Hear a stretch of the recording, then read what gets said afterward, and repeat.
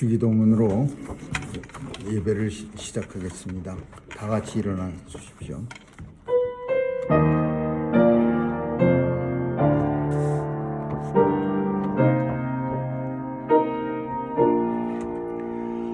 하늘에 계신 아버지, 이름 거룩하사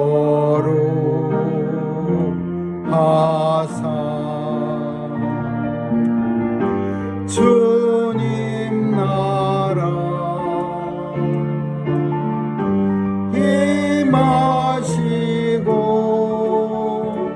뜻이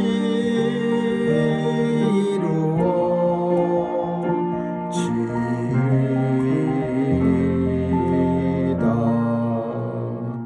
일용할 양식 주시고 우리들의 큰 죄 다 용서하옵시며 또 시험에 들게 마시고 악에서 구원하소서. 대개 주의 나라 주의 권세 주의 영광 영원히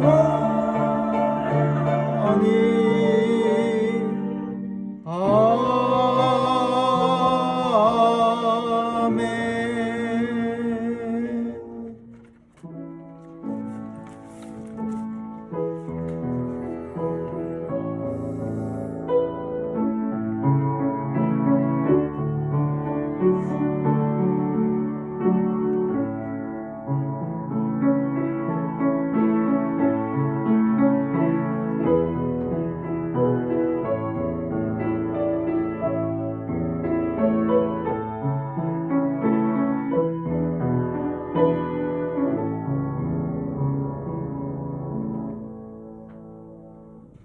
나의 힘이 되신 여호와여, 내가 주를 사랑하나이다. 여호와는 나의 반석이시오 나의 요새시오 나를 건지시는 자시오 나의 하나님이시오 나의 피할 바이시오 나의 방패시오 나의 구원의 뿌리시오 나의 산성이시로다. 아멘. 은혜가 풍성하신 하나님, 오늘도 하나님의 백성들 성령께서 인쳐주셔서 원근 각처에서 불러 모아주시고 주의 전에 모여 하나님의 앞에 예배를 드릴 수 있도록 은혜 주심을 감사드리며 온전히 우리 마음이 주께 드려지게 되고 또 주님 앞에 온전한 제물로 드려질 수 있도록 주의 불로 성령으로서 태워 주옵소서. 오늘도 예배를 방해하는 모든 요소들 다 없애주시고 온전히 주님께로만 우리의 영혼이 향하게 하여 주옵소서. 감사드리며 예수님 이름으로 기도합니다. 아멘.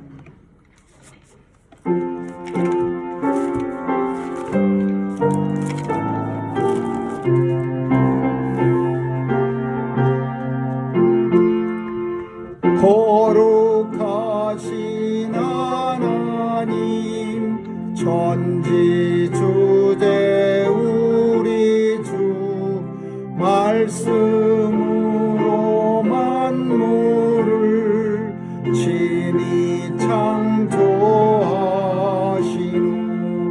후 지으신 것 보시고 매우 좋다 하셨네. 전능하신 창조주 모두 찬양합니다. 거룩하신 하나님, 삼위일체 우리 주 성부 성자 성령이 하나이신 주로다. 천한 인간 우리도 구속함을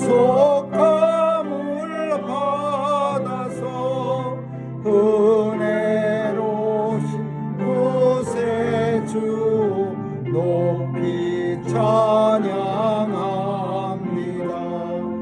거룩하신 하나님 만왕의 왕 우리 주 구속받은 만민이 주께 경배합니다. 성도들과 천사들 기문부에 맞추어 영원하신 만유주 길이 찬양합니다.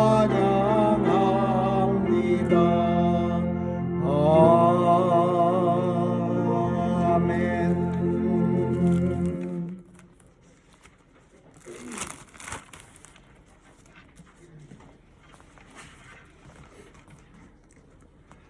지혜를 얻은 자와 명철을 얻은 자는 복이 있나니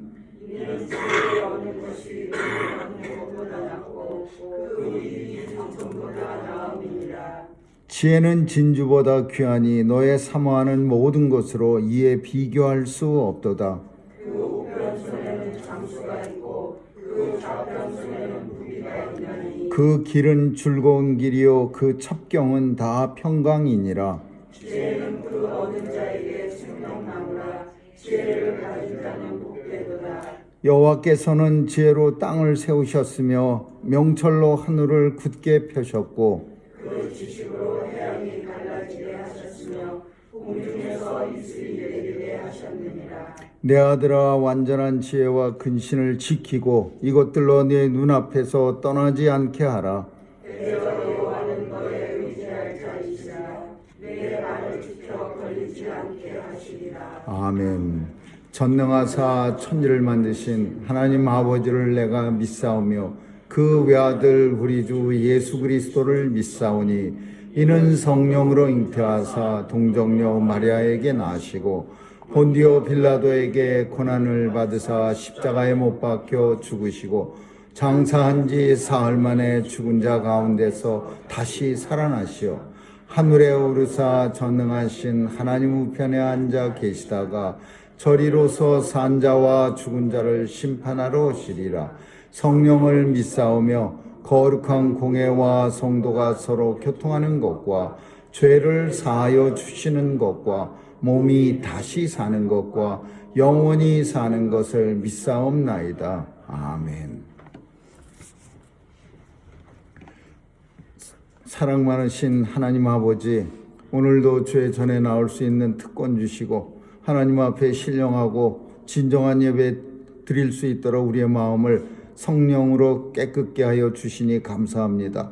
예배를 통하여 하나님 만세전에 예비하신 주의 기쁨과 은혜와 평강이 우리의 심령 가운데 충만케 하여 주옵시고 이 기쁨 가지고 세상에 나가 하나님의 영광 높이 나타내며 또 세상을 이기며 살아가게 하여 주옵소서. 오늘도 주의 백성들 강건하게 지켜주시고 특별히 육체가 연약한 주의 백성들 여호와 라파 하나님의 능력과 권세로 치유케 하여 주셔서 하나님의 영광을 육체를 통하여 나타나게 하여 주옵소서.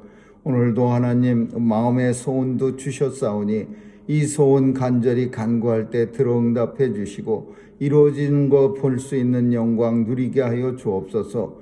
오늘도 아버지 앞에 드려지는 예배가 우리 자신이 드려지는 산 제사가 되게 해 주옵소서.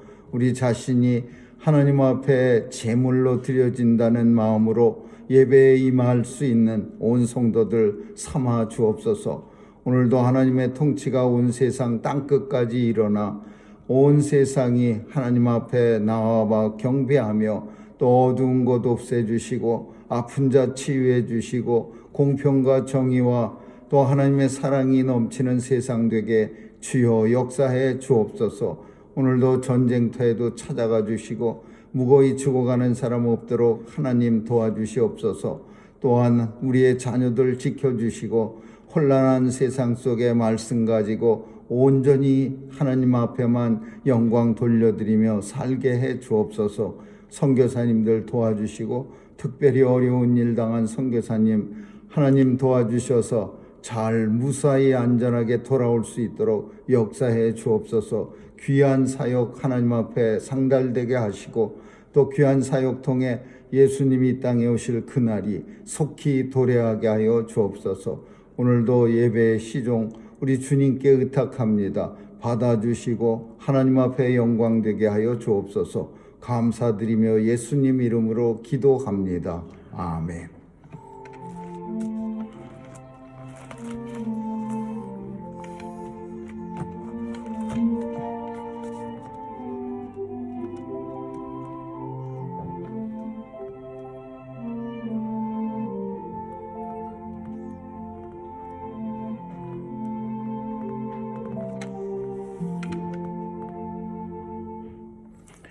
하나님 말씀은 로마서 4장 1절에서 16절까지 한 절씩 교대로 읽도록 하겠습니다. 로마서 4장 1절에서 16절입니다. 그런즉 육신으로 우리 조상된 아브라함이 무엇을 얻었다 하리요? 만일 아브라함이 행위로서 유업하심을 얻었으면 자랑할 것이 있으려니와 하나님 앞에서는 없느니라. 성경이 무엇을 말하느뇨? 아브라함이 하나님을 믿음에 이것이 저에게 의로 여기신 바 되었느니라. 일하는 자에게는 그 삭을 은혜로 여기지 아니하고 빚으로 여기거니와 일을 아니할지라도 경건치 아니한 자를 의롭다 하시는 이를 믿는 자에게는 그의 믿음을 의로 여기시나니 일한 것이 없이 하나님께 의로 여기심을 받는 사람의 행복에 대하여 감사하시라. 그 불법을 사하심을 받고 그 죄를 가리우심을 받는 자는 복이 있고 주께서 그 죄를 정지하는 사람은 복이 있다가 함과 같으니라. 그런즉 이 행복이 할례자에게뇨 혹 무할례자에게뇨 대저 우리가 말하기를 아브라함에게는 그 믿음을 의로 여기셨다 하노라. 그런즉 이를 어떻게 여기시겠느냐? 할례시냐 무할례시냐? 할례시가 아니라 무할례시니라. 저가 할례의 표를 받은 것은 무할례시의 믿음으로 된 의를 인친 것이니 이는 무할례자로서 믿는 모든 자의 조상이 되어 저희로 의로 여기심을 얻게 하려 하심이라. 그가 할례자의 조상에게 하나니 곧 할례받은 자에게 아니라 우리 조상 아브라함의 무할례시에 가졌던 믿음의 자취를 쫓는 자들에게 있노라. 아브라함이나 그 후손에게 세상의 후사가 되리라고 하신 언약은 율법으로 말미암은 것이 아니요 오직 믿음의 의로 말미암은 것이니라. 만일 율법에 속한 자들이 후사이면 믿음은 헛것이 되고 약속은 폐하여 주느니라. 율법은 진노를 이루게 하나니 율법이 없는 곳에는 범함도 없느니라. 그러므로 후사가 되는 이것이 은혜에 속하기 위하여 믿음으로 되나니 이는 그 약속을 그 모든 후세대에 굳게 하려 하심이라. 율법에 속한 자에게뿐 아니라 아브라함의 믿음에 속한 자에게도니 아브라함은 하나님 앞에서 우리 모든 사람의 조상이라. 아멘. 거기까지 읽겠습니다. 바울은 마음에 큰 소원이 있었습니다. 이방인의 사도로서 복음을 들고 이방인들한테 나아가서 예수를 전하면 이방 사람들은 예수를 잘 믿었습니다. 물론 많은 어려움도 있었고 사도 바울이 큰 곤욕도 당하고 또 여러 번 죽을 고비도 넘기고 어렵게 복음을 전한 건 맞지만 그래도 사도 바울이 복음을 전할 때 그 복음을 받는 많은 사람들은 대부분 이방인이었습니다. 그래서 사도 바울은 우리가 또 본인도 하나님께서 나를 이방인의 사도로 부르셨다 그렇게 말씀합니다. 근데 이방인의 사도라고 하는 말은 참 듣기 좋은 말이긴 하지만 그 사도 바울은 이방인들한테 복음을 전할 때 굉장히 불편한 마음이 있었습니다. 그게 뭐냐 하면은 어떻게 네 집안은 예수 하나도 못 믿고 남들한테만 예수 믿으라고 그렇게 열심히 쫓아다니느냐. 이방인들이 사도 바울이 예수 믿으세요 그럴 때마다 이스라엘 사람들은 안 믿는데 왜 우리는 우리한테 믿으라고 하느냐. 이스라엘 사람들이 먼저 믿으면 그러면 우리도 믿겠노라. 이런 이방인들의 반응이 많이 나타난 겁니다. 이거는 우리가 꼭 사도 바울뿐 아니라 참 우리의 삶에서도 참 이 문제는 똑같이 바울처럼 느껴지는 문제입니다.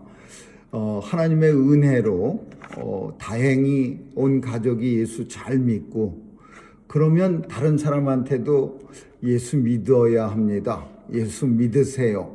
꼭 예수를 믿어야 합니다. 이렇게 말하기가 상당히 마음이 편안한데 만약에 참 내 마음 가운데 꺼림직한 우리 사랑하는 사람 중에 누군가가 예수를 믿기를 힘들어하고 안 믿는다면 참 다른 사람들한테 예수 믿으세요 할 때도 힘이 들 겁니다. 물론 그렇다고 해서 다른 사람한테 예수 믿으세요 라는 말을 하면 안 된다는 말은 아닙니다. 그리고 예수 믿으세요라고 다른 사람들한테 할 때 내 식구들 중에서도 예수 안 믿는 사람이 있는데 나 같은 사람이 어떻게 이런 생각을 갖는 건 물론 큰 잘못입니다.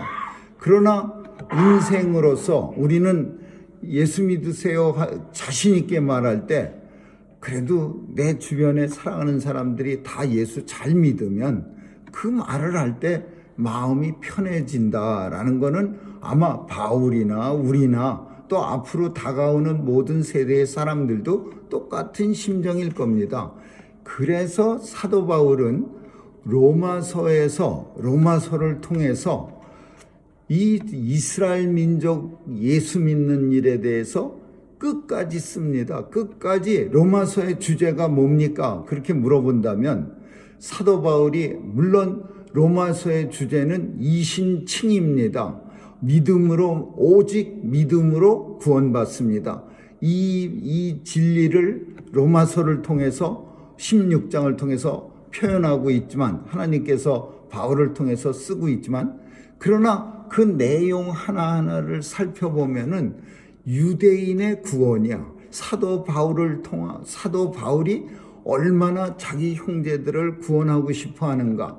유대인에 대한 사랑이 큰가를 우리에게 보여주고 있는 겁니다.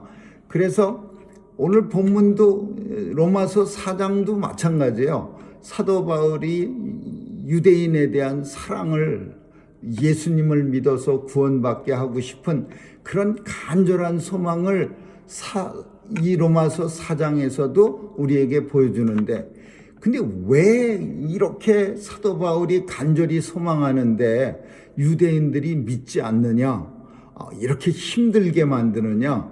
원인이 4가지가 있습니다. 원인이 4가지야. 그게 첫째가 오늘 본문에 4가지를 잘 설명하고 있는데 그런즉 육신으로 우리 조상된 아브라함이 무엇을 얻었다 하리요.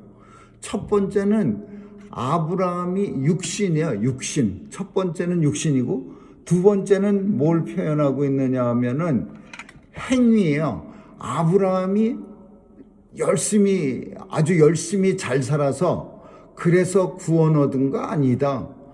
그리고 세 번째는 할례예요. 아브라함이 할례 받아서 구원 얻은 거 아니다. 그리고 네 번째로 유대인들의 예수 믿고 구원받는 걸 방해하는 요소가 뭐냐 하면은 네 번째로 율법입니다. 이 네 가지가 유대인들로 하여금 예수 믿고 구원받는 일을 매우 어렵게 해요. 사도 바울은 이 진리를 너무나 잘 알고 있어요.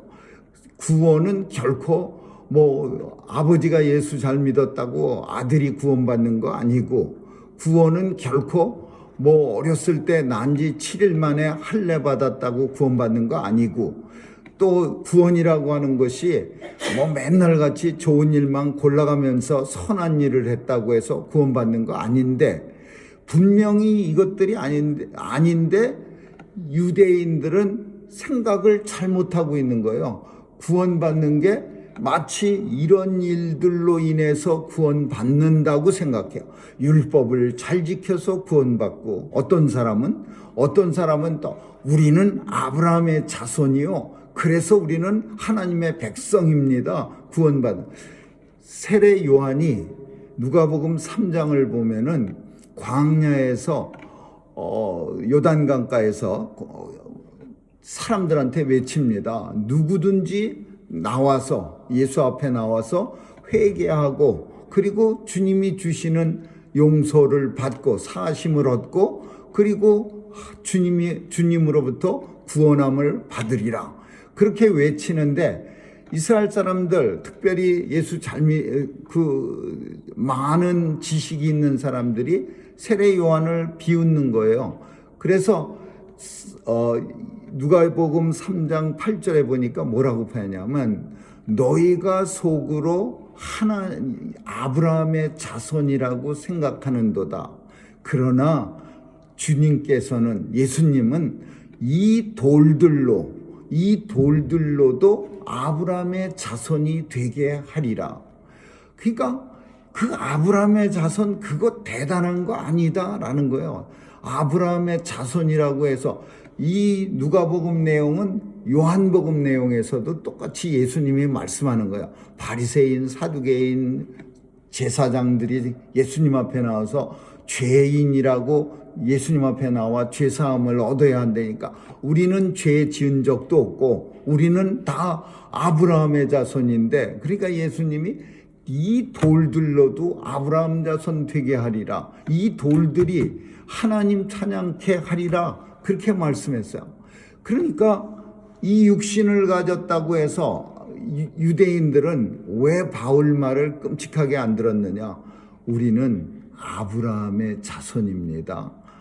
우리는 태어날 때부터 아브라함 자녀들, 증조 할아버지, 고조 할아버지가 다 예수 믿고, 그리고 쭉 지금까지 우리는 다 조상 대대로 예수 믿는 사람이라, 그래서 가문이 훌륭해서 자손이라 우리는 구원받습니다, 그런 거예요. 그래서 바울이 그렇게 생각하는 유대인들에게, 그런즉 육신으로 우리 조상된 아브라함이 무엇을 얻었다 하리요? 만일 아브라함이 육신으로 뭘 얻었다고 한다면, 그러면 하나님 앞에 그것은 아무것도 없느니라. 그러니까 아브라함 자손이라고 하는 이 자손, 후손, 이거는 정말 예수 믿는 일에 요만큼도 도움이 되지 않는 일이라는 걸 사도 바울은 유대인들한테 말하는 거야.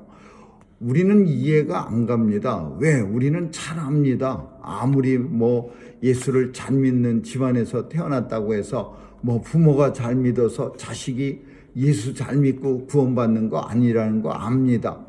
어떤 가정은 참 부모가 예수 죽어라고 안 믿는 가정도, 희한하게 자녀들은 또 예수 잘 믿는 가정 너무 많습니다. 그리고 반대의 가정도 또 많고요. 그래서 부모와 자녀의 관계, 믿음의 관계는 거의 연결이 없어요. 예수 잘 믿는 가정, 부모라고 해서 예수 잘 믿는 자녀가 자동으로 태어난다는 것도 아니고, 예수 안 믿는 가정에서 예수 잘 믿는 자녀가 안 태어난다는 것도 아니야.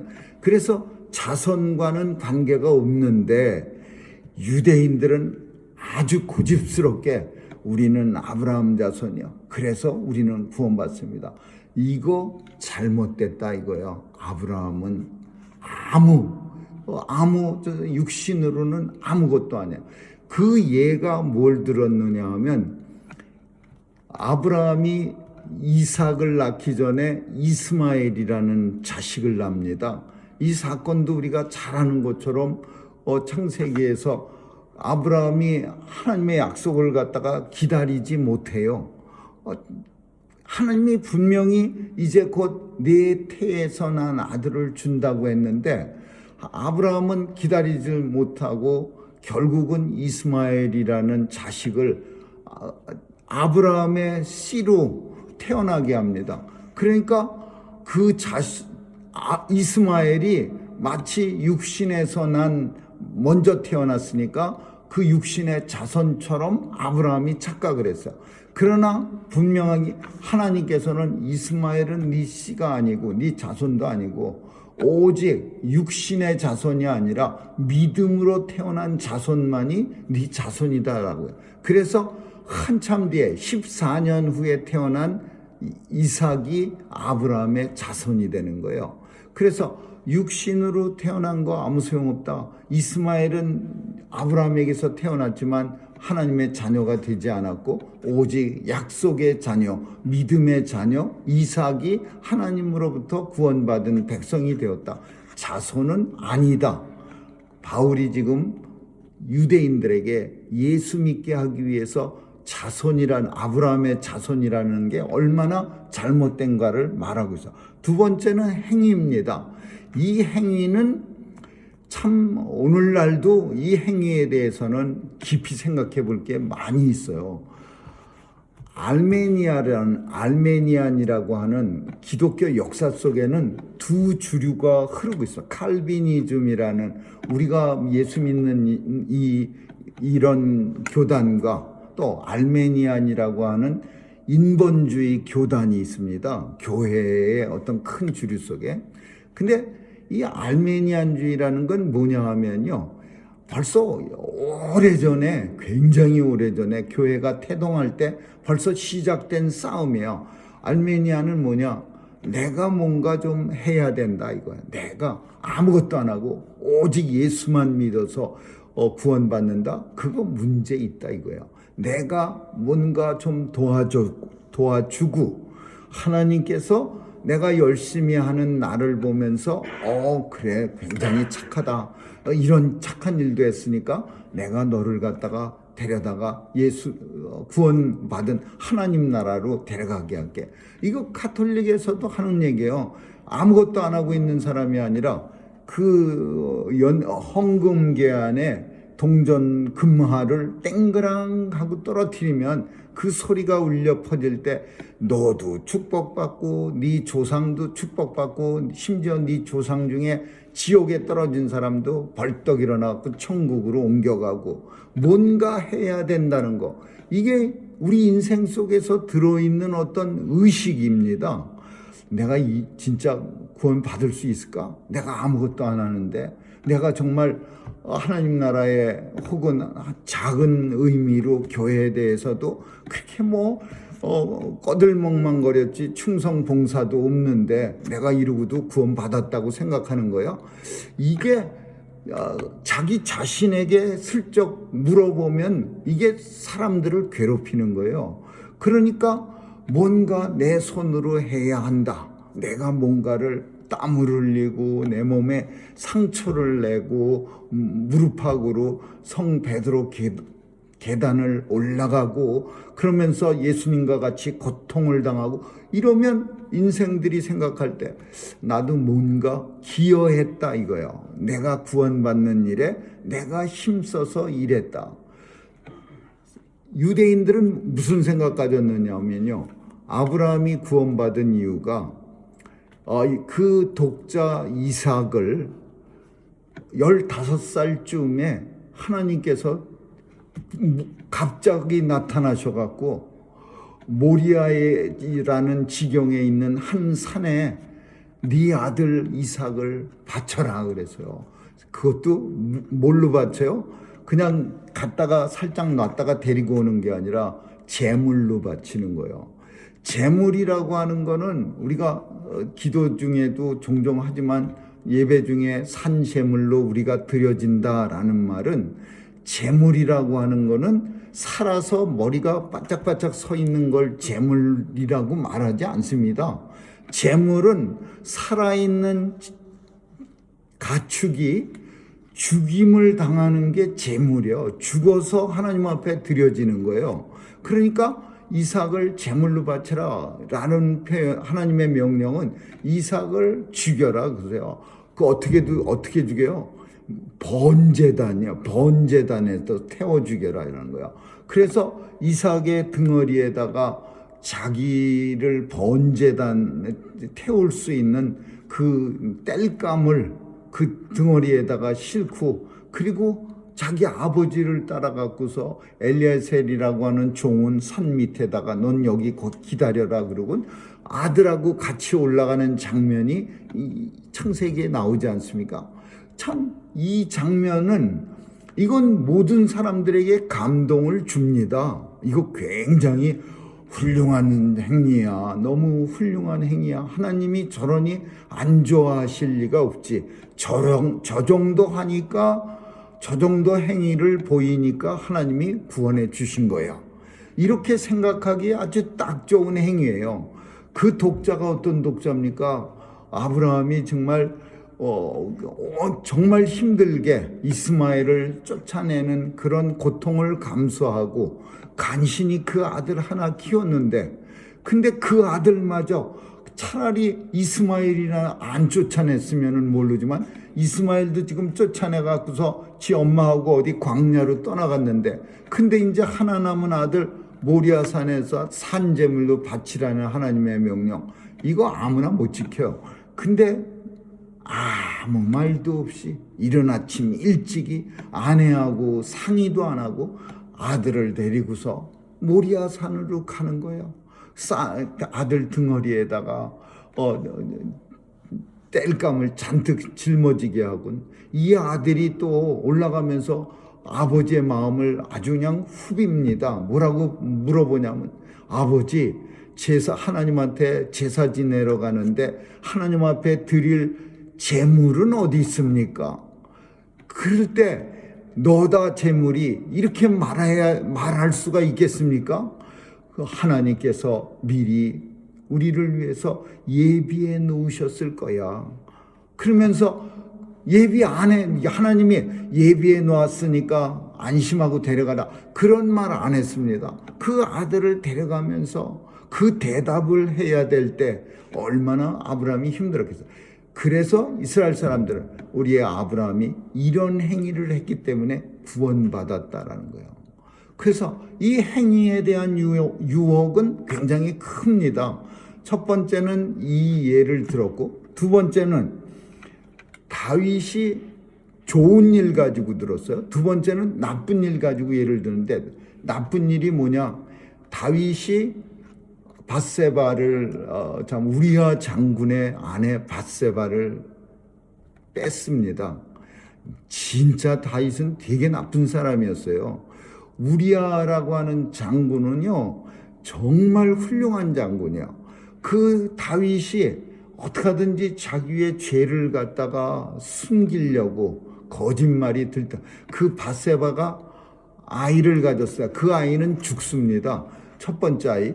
그 아이를 가졌을 때 자기가 나쁜 짓 안 한 거를 갖다가 사람들한테 거짓말로 감추려고 우리아 장군 적하고 싸우고 있는 장군 불러다가 휴가를 줍니다. 들어가서 같이 잘 자라고. 근데 이 우리아 장군은요 충직하게 어떻게 뭐라고 말하냐면, 내 부하들이 그리고 나보다 높은 장군들이 지금 목숨을 걸고 싸움을 하는데 내가 집에 가서 편안한 침대에서 어떻게 잡니까? 나는 그렇게 못합니다. 그리고는 집에 안 들어가고 다윗성 문 앞에서 그냥 잠을 잤어. 이틀이나 그렇게 잤어요. 다음날 다윗이 한 번만 내가 더 너를 용서해 줄 테니까 가서 자라. 근데 안 자고 다음날도 그랬어. 결국은 우리아가 다시 전쟁터로 돌아가니까 이 다윗이 머리 쓰기를 이거를 죽여야 할 텐데 요압 장군한테다가 이 우리아 손에다가 편지를 하나 써줍니다. 우리아를 적당하게 처치하라.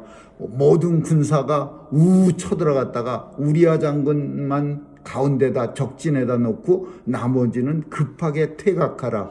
그래서 우리아가 죽게 하라. 칼은 이 사람 저 사람 아무나 다 죽이는 거니까 설령 죽었다 하더라도 대단한 일은 아니다.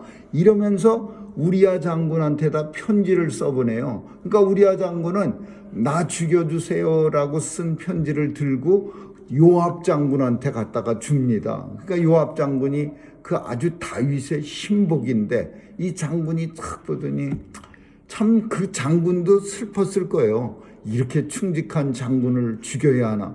결국은 우리아 장군을 죽입니다. 다 쑥 하고 적의 성문 밑까지 쳐들어갔다가 갑자기 퇴각하라 그래 놓고 우리아만 남겨놓고 다 나와서 화살로 우리아 장군 죽습니다. 이런 일을 했는데 이게 무슨 내용이냐. 그러면 다윗이 용서받은 구원받은 백성이라는 건 확실한데, 만약에 다윗이 용서받았다면 뭔가 행위를 해서 그 용서를 완전히 죄사함을 얻었어야 다윗이 구원받았을 거 아니냐. 아브라함도 구원받은 거 너희가 확신하고 또 다윗도 구원받은 걸 확신한다면, 그러면 아브라함은 이렇게 착한 일을 해서 구원받았다면 다윗은 이런 끔찍한 일을 저질렀는데 어떻게 구원받겠느냐.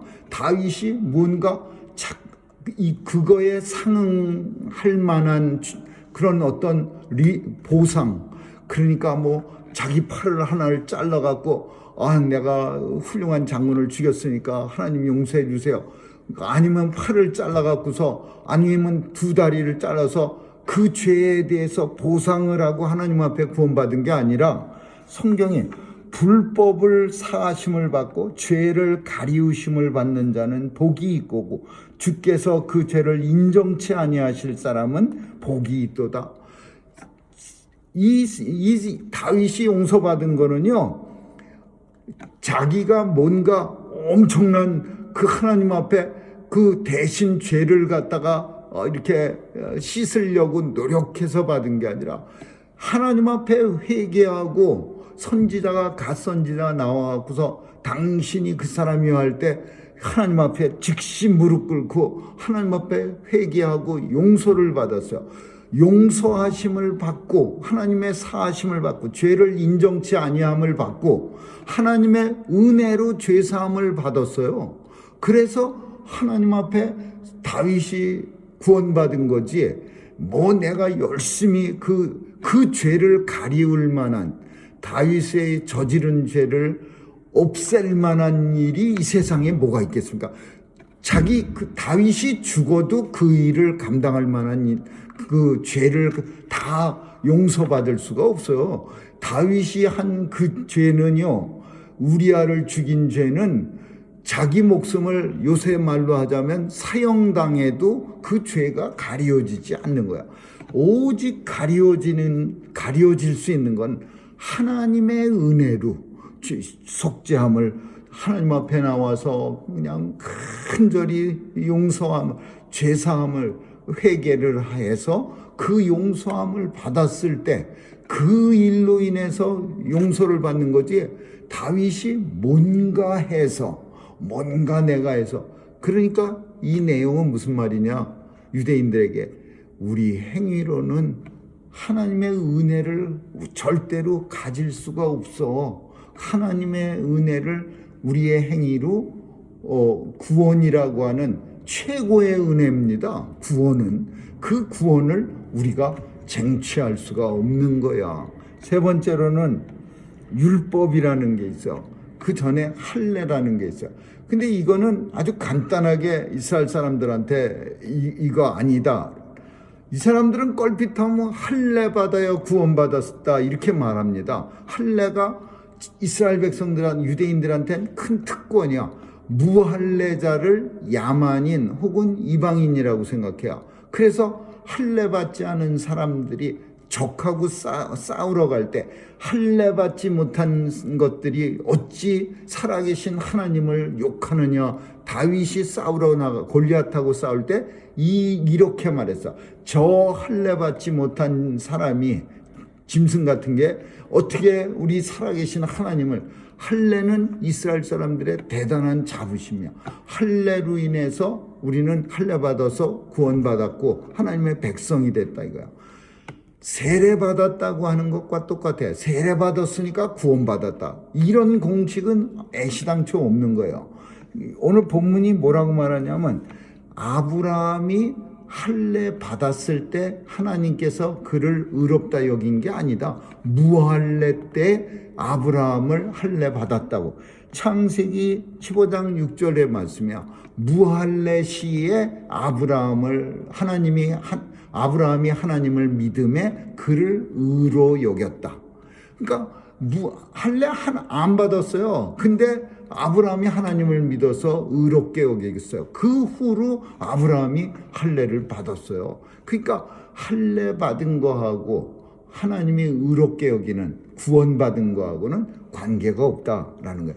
그리고 마지막 이스라엘 사람들이 구원받는 데 있어서 괴롭힌 게, 아주 끈질기게 괴롭힌 게 끝에가 뭐냐 하면 율법이라는 겁니다. 율법.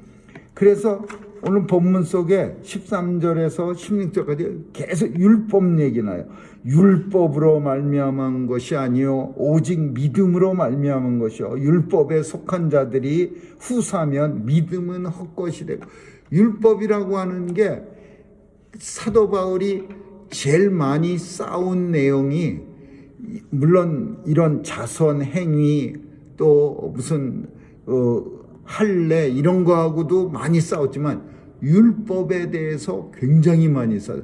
갈라디아서는 율법에 대해서 처음부터 끝까지 율법으로 구원받는 게 아니고 오직 하나님의 은혜로 예수 그리스도를 믿음으로 말미암아 구원받습니다. 이거를 계속 얘기하고 있는 거예요.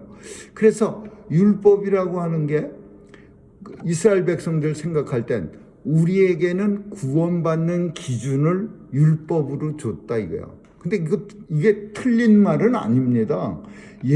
구약 백성들은요, 사실 율법을 가지고서 구원받는 어떤 기준을 삼은 게 사실이에요. 십계명을 줬고, 그리고 율법을 줬고, 그래서 율법이 이스라엘 백성들한테는 대단히 중요한 거야. 그래서 예수님 오셨을 때도 그 부자 청년이 나와서 내가 모든 걸 다 지켰나이다. 그러면서 아주 자신감 있게 하다가 예수님이 사랑하고 뭐 하나님 사랑하고 네가 가진 재산 절반을 팔아서 이웃에게 나눠주고 그런 얘기하니까 그냥 머리를 툭 숙이고 캄캄한 밤에 돌아가 버렸어요. 율법이 대단한 어떤 구원의 기준이에요. 어떻게 하면 구원을 받습니까? 율법을 지켜라. 이게 당시 유대인들 제사장이나 바리새 사두개인들이 누구에게나 해주는 말이에요. 그러니까 사람들은 율법 지키지도 못해요. 그거 다 어떻게 지켜요? 614개의 율법이야. 그러니까 이스라엘 사람들은 악을 쓰고 지키려고 합니다. 물론 되게 훌륭합니다. 이스라엘 사람들, 그 종교적인 사람들. 막 그래갖고서 심지어는 그 밖에 나가서 아름다운 여자들을 보면은 마음에 음행이 생긴다고 어떤 사람들은 포대기 같은 걸로 눈을 가리고 다니다가 전버선 때 같은 데가 이렇게 나무에다 갖다가 부닥치면은 이마에 큰 혹이 볼록 나오면 이거를 갖다가 거룩한 표시라고 그걸 또 자랑하는 데입니다. 그러니까 내가 이만큼 율법 잘 지킬래다가 이런 일 당했어. 이게 자랑거리가 되는 거야. 그러니까 율법 지키려고 무던히 애를 쓰는데 그 율법이 지킬 만한 겁니까? 율법이라고 하는 거는 본문에 있는 것처럼 만약에 율법은 진노를 이루게 하고 율법이 없는 곳엔 범함도 하나님 앞에 죄를 짓는 일도 없느니라. 율법은 죄를 생각나게 하는 거예요. 이거 잘못됐네? 인간은요, 율법을 하나님이 주신 이유가 죄를 생각나게 하시려고 준 거예요. 사람은 이 율법조차 하나님이 안 줬으면 어떤 결과가 나왔느냐? 점점 변해갑니다. 옛날에는 아주 무지 겸손하고 요만한 일에도 그냥 쩔쩔매면서 하나님 앞에 죄인이요 그러던 사람이 시간 쓱 지나가고 세상 좀 변하고 그러면 단단해져 갖고 그게 왜 죄야? 똑같이 나도 모르는 사이가 내가 알면은 이러면 안 되지 이렇게 되는데 자신도 모르는 사이에 싹 변하는 거야. 그러니까 율법은 그냥 두면 계속 어제의 율법, 10년 후의 율법, 100년 후의 율법, 그 율법은 계속 나를 갖다가 죄가 생각나게 만드는 거야. 율법을 얼마나 많이 이 사람들이 왜입니까? 그냥 뭐 바지끄댕이에도 쓰고 외투 깃에도 쓰고 들어가는 입구에도 써놓고 그래갖고 율법만 보면 죄가 생각나게 하는 거야. 그래서 율법은 몽학 선생이라고 하면서 갈라디아에서 몽학 선생. 몽학 선생이 뭐냐? 아이들 어렸을 때 부잣집에서 가정교사 두고서 애들 교육시키는 걸 몽학 선생이라고 그랬어요. 지금도 어려서부터 뭐 가정교사 두고 그냥 교육시키는 집 많겠지만은 예전에 사도 바울 시절엔 몽학 선생이 있어 갖고서 모든 예의, 범절, 교육, 뭐 무술 그 선생이 다 가르쳐 주는 거예요. 몽학 선생. 근데 그것 같아서 이 율법은 내가 죄 짓지 않도록 나를 갖다가 가리키는 거예요. 이거 죄네? 안 되네. 이거 죄네? 안 되지. 이렇게 해서 계속 가르쳐 주는 게 몽학 선생이야. 근데 그 몽학 선생이 끝까지 그 아이 죽을 때까지 가르치나요? 못 가르쳐요. 결국은 중간에 이제 몽학 선생도 나이 많아지고 이 아이도 몽학 선생 말 안 들을 때쯤 되면은 떠나가야 되는 거예요. 그러면 이 아이가 스스로 깨달아야 되는 거예요. 그게 뭐예요? 곤고한 자로다. 나는 마음에는 원이로되 육신이 따라가지 못하는구나. 이거를 깨달아야 돼. 로마서 7장 29절 30절 이 내용이 아주 중요한 내용인데 바울이 똑같이 경험한 거야. 율법 잘 지키려고 했는데 못 지켜.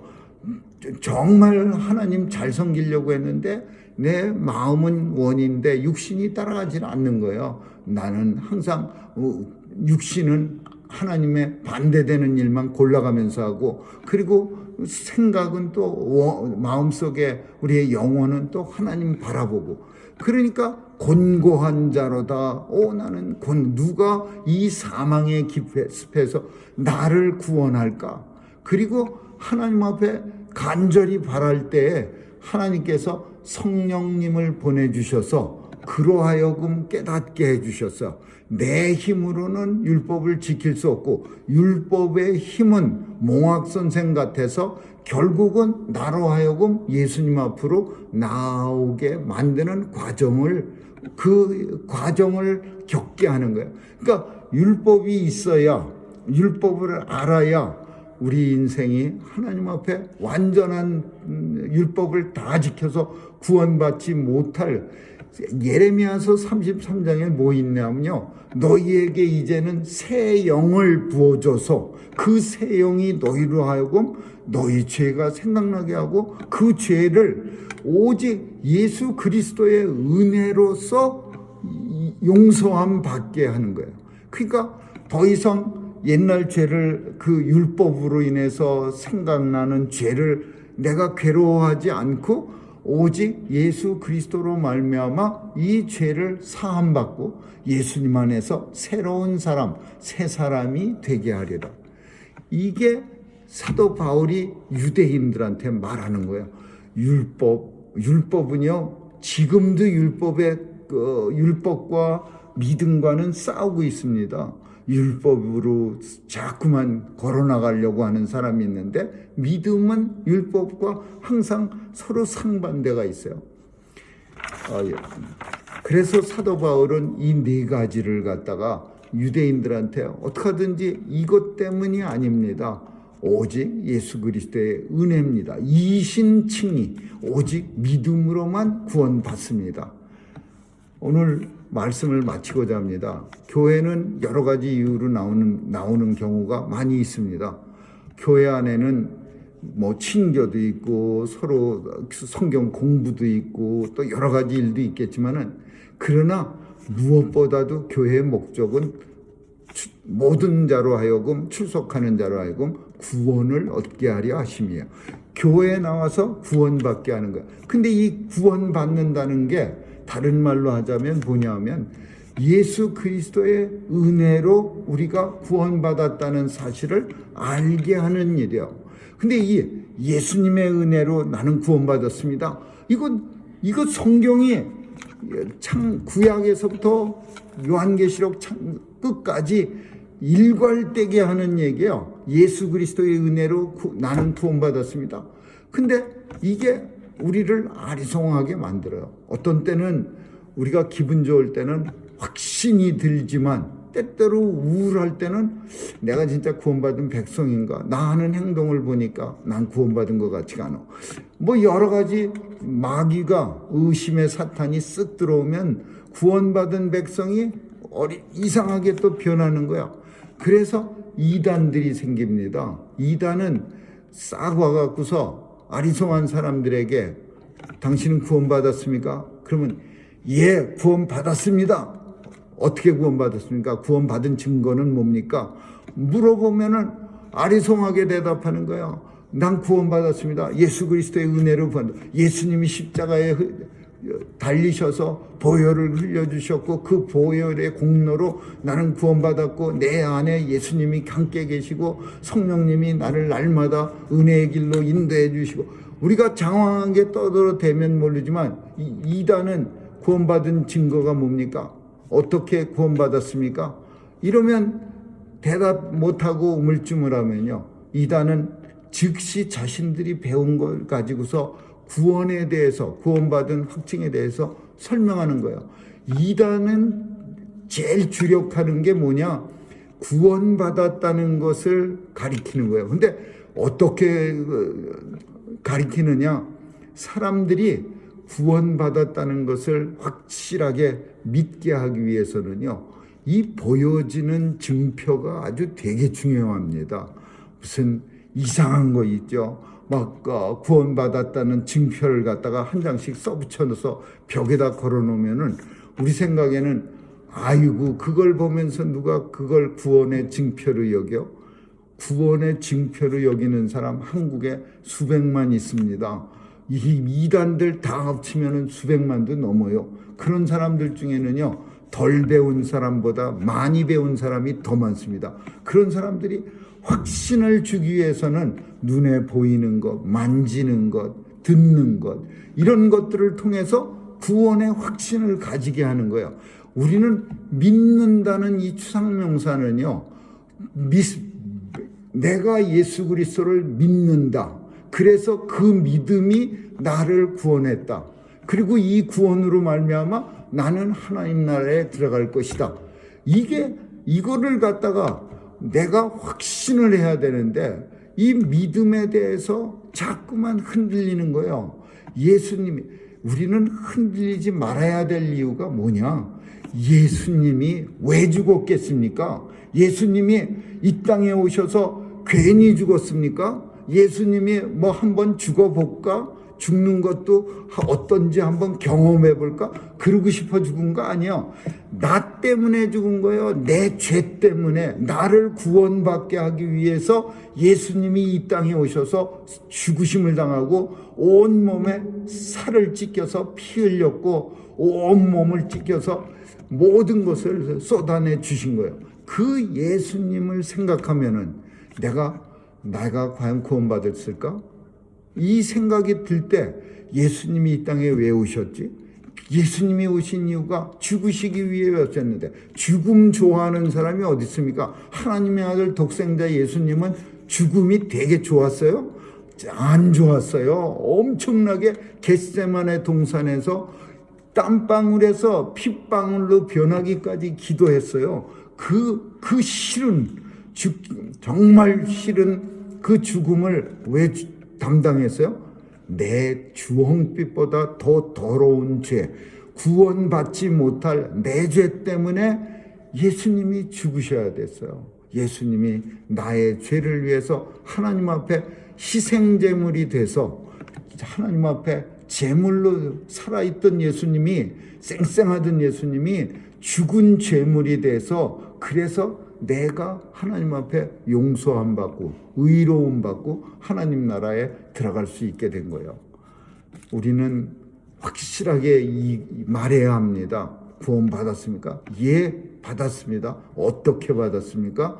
예수님의 보혈로 구원받았습니다.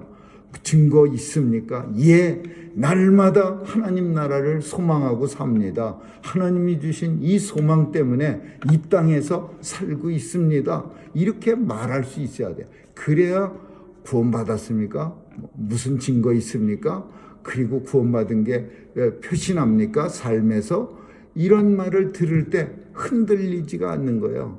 유대인들은 오늘 본문에 있는 것처럼 자손이라고 확신을 갖고, 행동이 좋았다고 확신을 갖고, 또 할례 받았다고 구원받았다고 확신 갖고, 또 율법 좀 지켰다고, 다 지킨 것도 아니야. 그렇다고 구원받았다고 확신을 가져. 이것 가지고도 확신을 받는데, 우리는 예수 그리스도의 보혈의 공로로 구원받았는데 이것과 어떻게 비교가 됩니까? 어리석은 유대인들이 되지 않고 하나님의 자녀로, 또 예수의 이름으로 구원받은 저와 여러분이 된다는 사실에 오늘도 감사하고 믿음의 확신을 가질 수 있기를 주님의 이름으로 축원합니다. 기도하겠습니다. 좋으신 하나님 감사합니다. 오늘도 예수님의 보혈의 공로로 구원받았음을 확신하며 이 땅의 삶에서도 나타나게 하여 주옵소서. 감사드리며 예수님 이름으로 기도합니다. 아멘. 주기도문으로 찬양 455장 부르시겠습니다.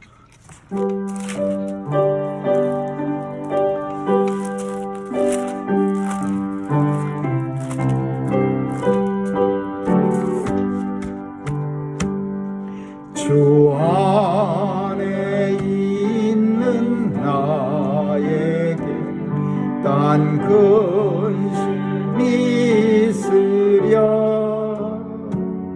십자가 밑에 나가 내 짐을 풀었네. 주님을 찬송하면서 할렐루야 할렐루야 내 앞길 멀험해도 나 주님만 따라가리. 그 두려움이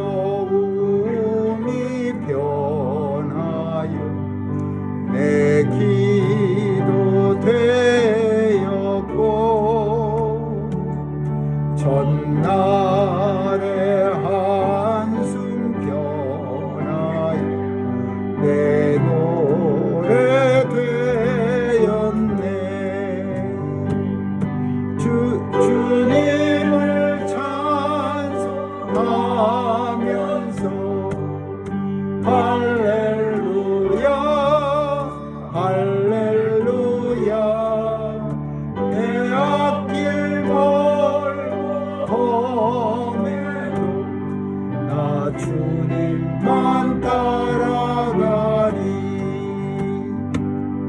내 주는 자비하셔서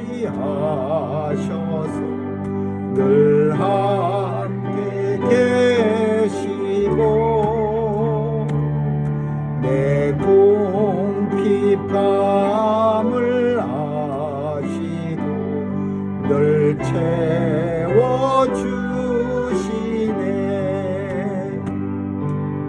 주님을 찬송하면서 할렐루야 할렐루야 내 앞길 멀험해도 주님만 따라가니. 내 주와 맺은 언약은 영불변하시고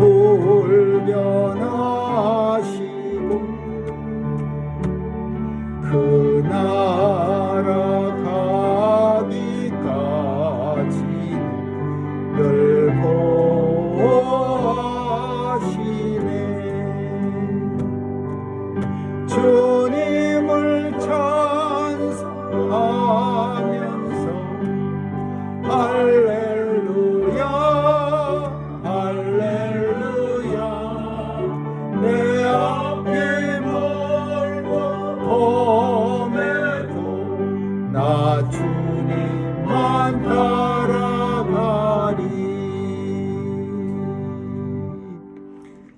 은혜가 풍성하신 하나님, 오늘도 예수 그리스도의 보혈의 공로로 구원받은 주의 백성들이 모여 하나님 앞에 귀한 예물 드렸습니다.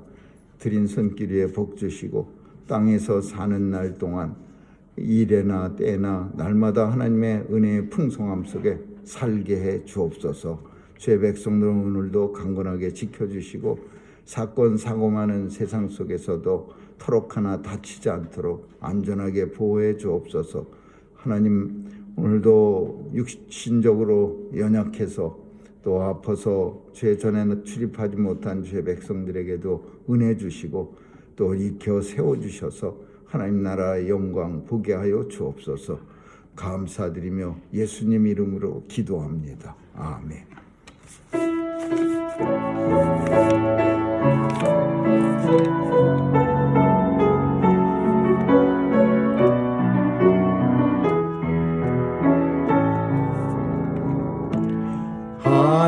하나님의 사랑을 사모하는 하나님의 평안을 바라보는 자, 너의 모든 걸 창조하신 우리 주님, 너를 얼마나 사랑하시는지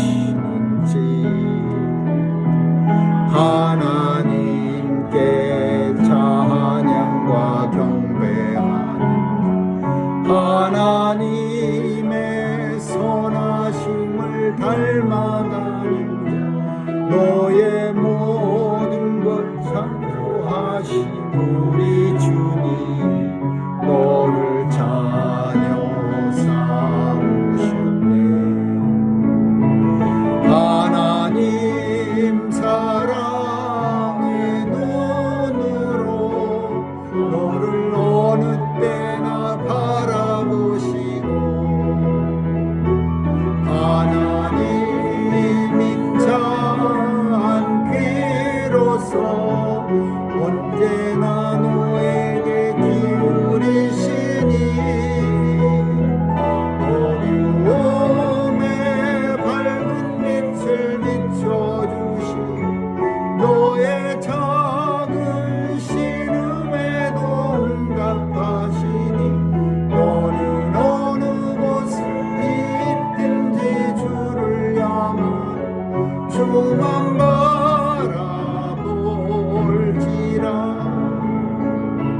하나님 사랑의 눈으로 너를 어느 때나 바라보시고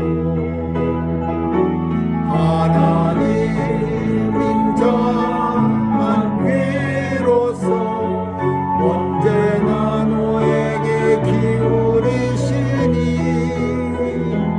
어두움에 밝은 빛을 비춰주시고 자의 작은 신음에도 응답하시니 너는 어느 곳에 있든지 주를 향한 주만 바라볼지라.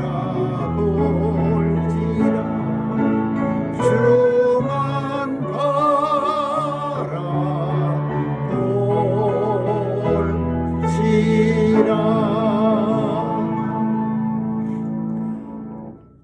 지금은 우리 주 예수 그리스도의 충만하신 은혜와 하나님 아버지의 영원하신 사랑과 성령님의 감화 감동 교통케 하심이 오직 예수 그리스도를 믿음으로 말미암아 구원 얻은 백성임을 하나님 앞에 감사하며 하나님 앞에 충성하며 살기로 결단하는 뉴욕 중앙 산정교회 성도들 머리 위에와 교회 위에 이제로부터 영원까지 있을지어다. 아멘.